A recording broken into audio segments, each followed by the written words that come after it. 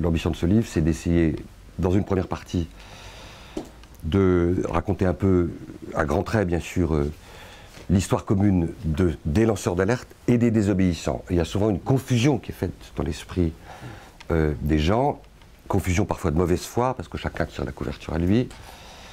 Les lanceurs d'alerte, c'est des gens qui, a priori, ne violent pas la loi. Les lanceurs d'alerte, ce sont des gens qui, parfois, en se protégeant derrière le bouclier de la loi, et la loi française le prévoit, la loi anglaise, la loi américaine, aux États-Unis, le whistleblowing, pardon, qui, protégés par le cadre fixé par la loi, au sein de leur entreprise ou de leur administration, font remonter dans la hiérarchie un illégalisme dont ils ont eu connaissance, avec l'idée que cet illégalisme va conduire à des poursuites ou à un débat public. Alors parfois ça leur tombe sur le coin de la figure, parce qu'ils le dénoncent à des gens qui sont au cœur du système. Donc il faut prévoir d'autres modalités.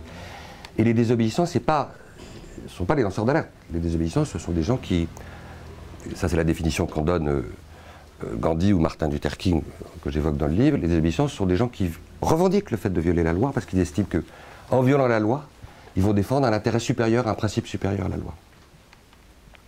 J'essaie d'expliquer les différentes catégories.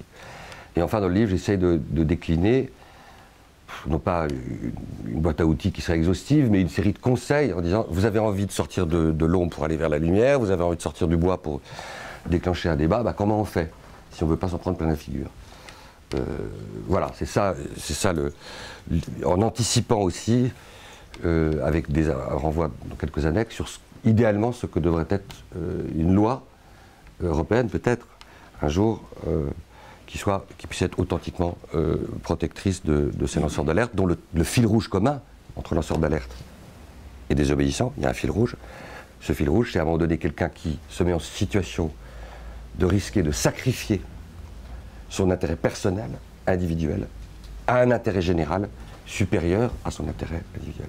C'est quelqu'un qui se met en risque de rabattre les cartes parce qu'il estime que la défense de l'humanité, la défense de l'humain, exige que sa conscience lui fasse sacrifier son intérêt personnel.